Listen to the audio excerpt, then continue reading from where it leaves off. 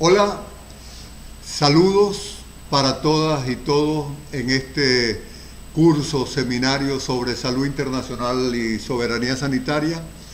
Vamos a desarrollar en el transcurso de esta exposición algunas ideas sobre el complejo médico industrial, financiero y asegurador en este mundo capitalista globalizado en el que nos ha tocado vivir. El primer elemento que hay que tener muy en cuenta es que la salud ha pasado en las últimas décadas a ser un espacio fundamental de acumulación de capital. Eso no era así hace 50 años. Hace 50 años la salud era fundamental para el capital en la perspectiva de la fuerza de trabajo de los trabajadores. El capitalismo necesitaba trabajadores sanos. Hoy, gracias a la revolución tecnológica, a la incorporación de las nuevas tecnologías en el diagnóstico y en el tratamiento, gracias a todo ese proceso que nos ha dado la revolución científico-técnica, la salud se ha convertido por sí misma en un espacio de acumulación y reproducción de capital. Ustedes pueden ver en esta lámina una investigación que hizo Forbes, una revista dedicada a la investigación de la riqueza, cómo las industrias más rentables del mundo son las industrias de la salud, superando al capital financiero, superando a los servicios tecnológicos, superando a la producción de petróleo, de vehículos. Las industrias de la salud se han convertido en las más rentables del mundo. ¿Qué quiere decir esto? Que la salud es un espacio en el que se acumula y se reproduce el capital y por lo tanto es un espacio fundamental para el capital y el mercado. Oxfam todos los años hace una investigación para analizar la magnitud de la acumulación y concentración de capital en el capitalismo globalizado. Y nos ha proporcionado informaciones muy interesantes que señalan que cada vez más se concentra el capital.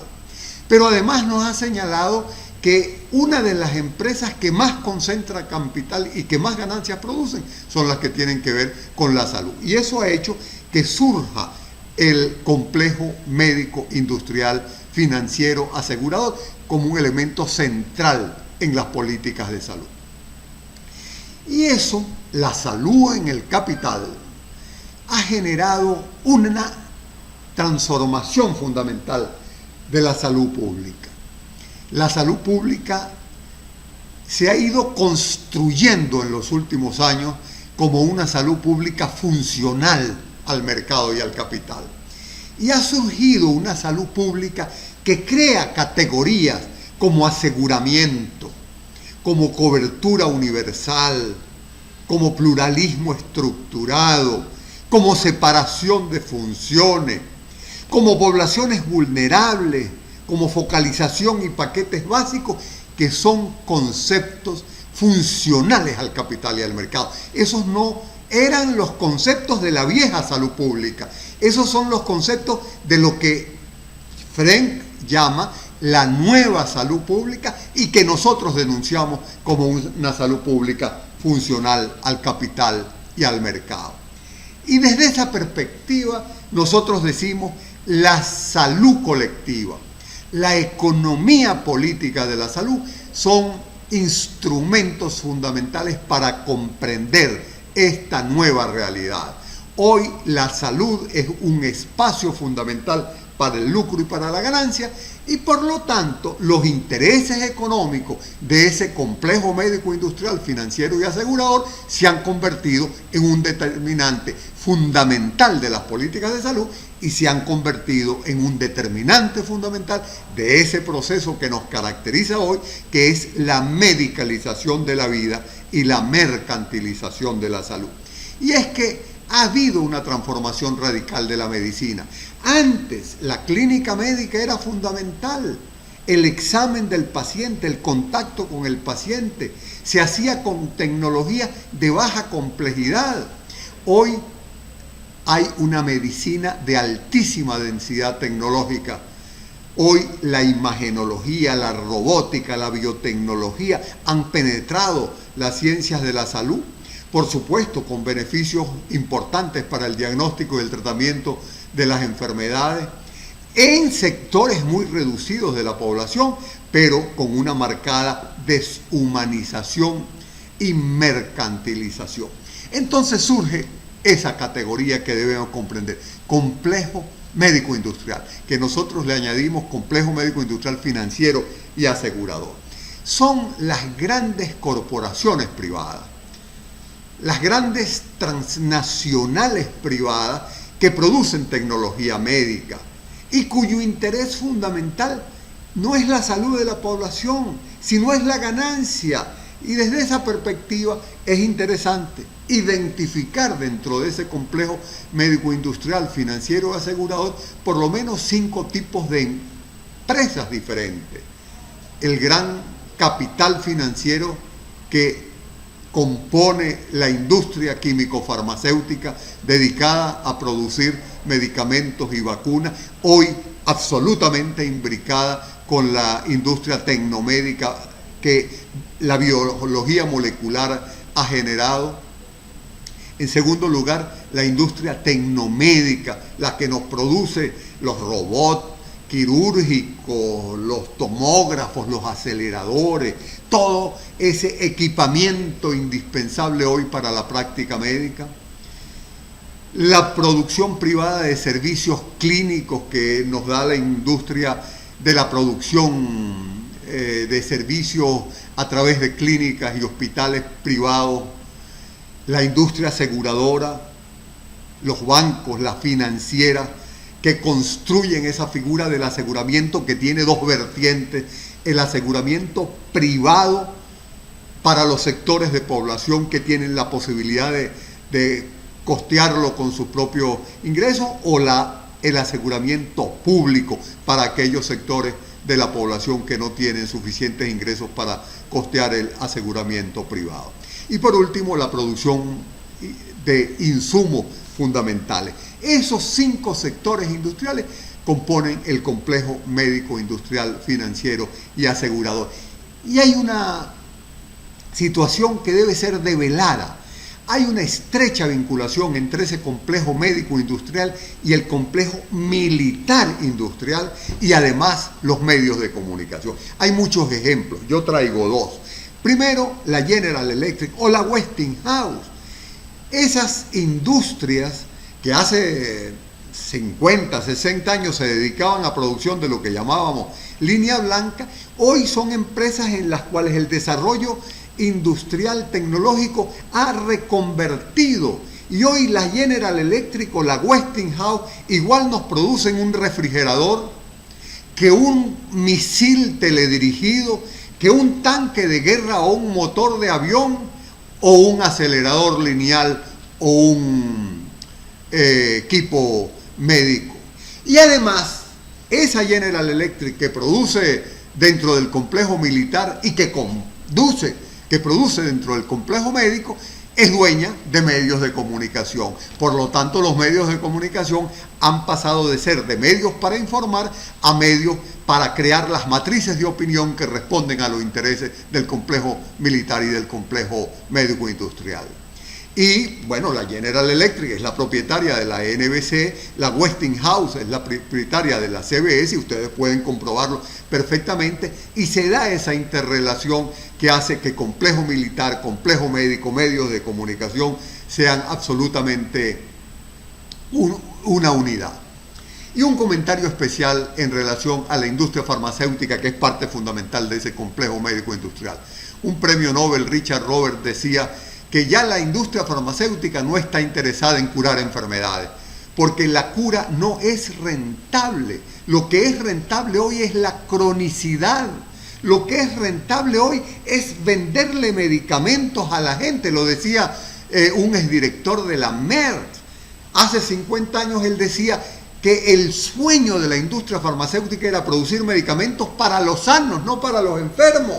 Y eso pasó en estos últimos 50 años. La industria ha dejado de ser lo que era antes, producir medicamentos para curar enfermedades, a ser una industria que crea enfermedades, que inventa enfermedades, que cambia los criterios diagnósticos de las enfermedades, que convierte a los médicos en prescriptores de medicamentos y a la comunidad en consumidora de medicamentos. Todo eso para realizar sus ganancias. El objetivo fundamental de la industria farmacéutica hoy no es curar enfermedades, es vender medicamentos.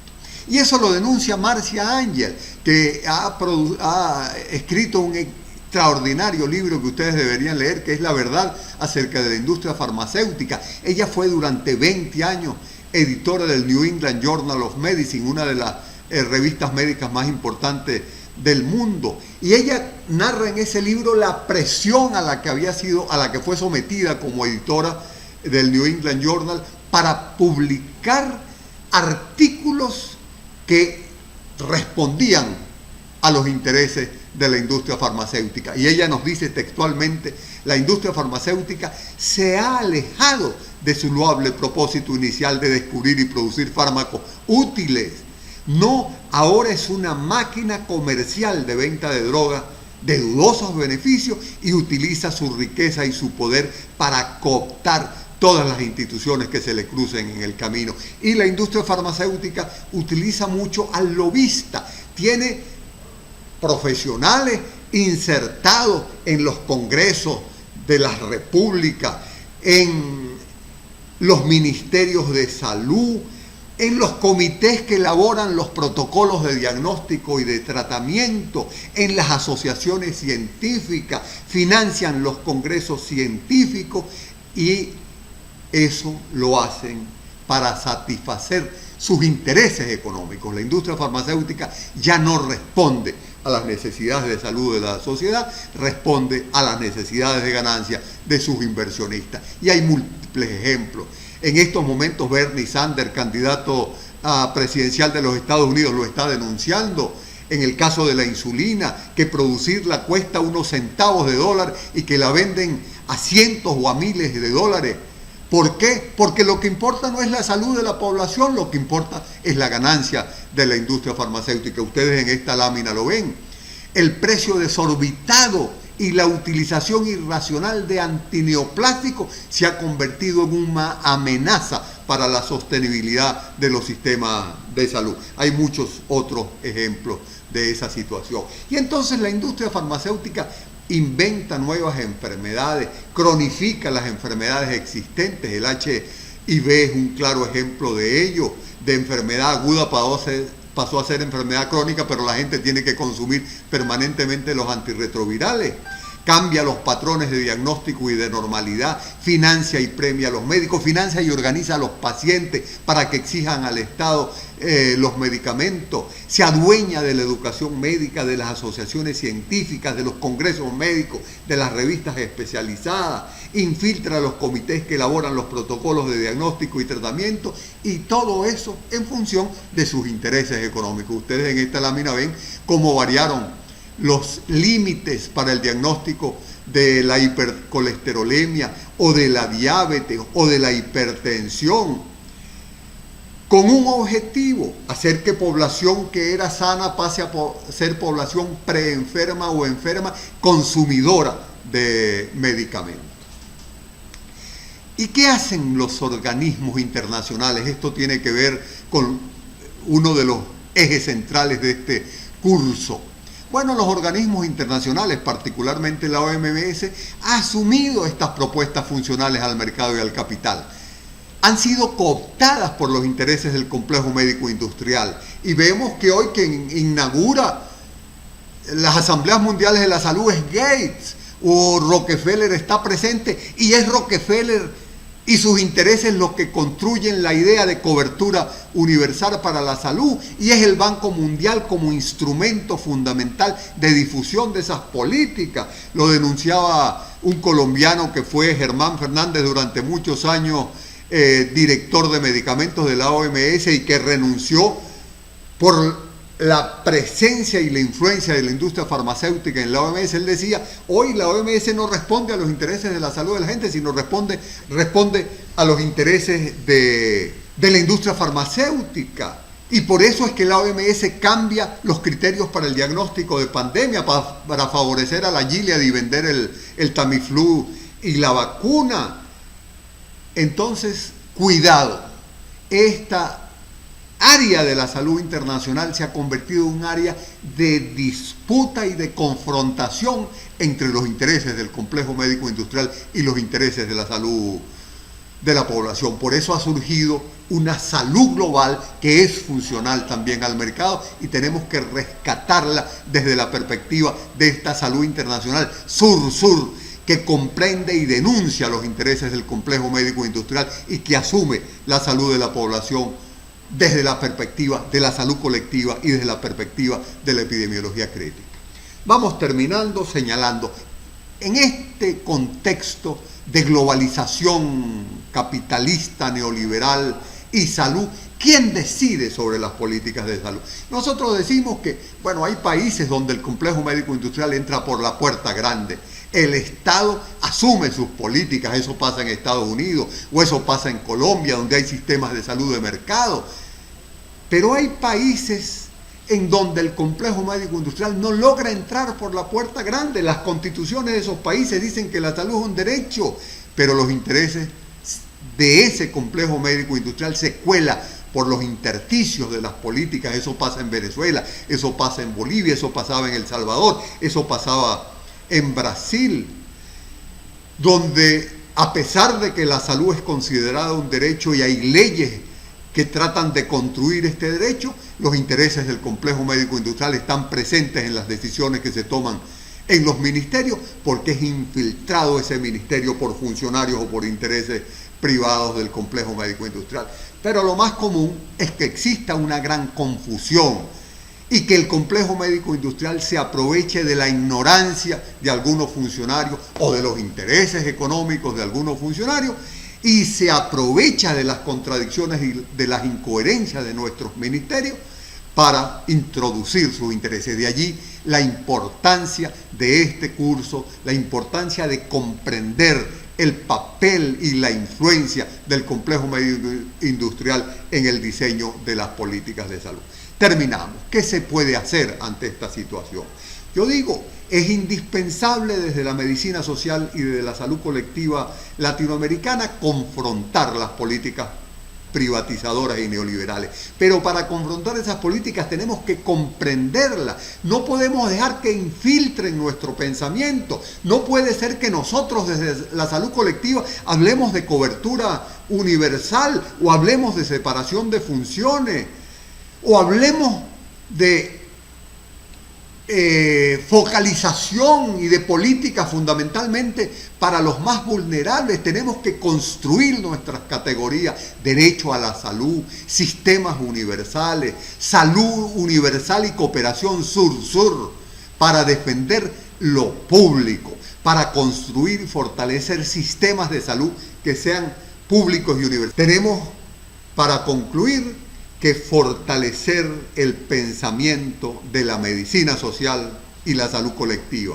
Necesitamos una epidemiología crítica, necesitamos una comprensión de la determinación social de la salud para producir conocimientos y para producir profesionales, no para el mercado y el capital, sino para la salud de la población. Así que seguimos con este curso y esperamos que estos conocimientos sean útiles para fortalecer ese pensamiento y para confrontar las políticas neoliberales en salud. Muchas gracias. Saludos. ¿Cómo es eso no afecta? 19 minutos. Bueno, tienes que arreglarle esos dos momenticos que hubo alguna cosa, pero no hay problema, eso tenemos. Esta me gustó mucho más que la otra. Esta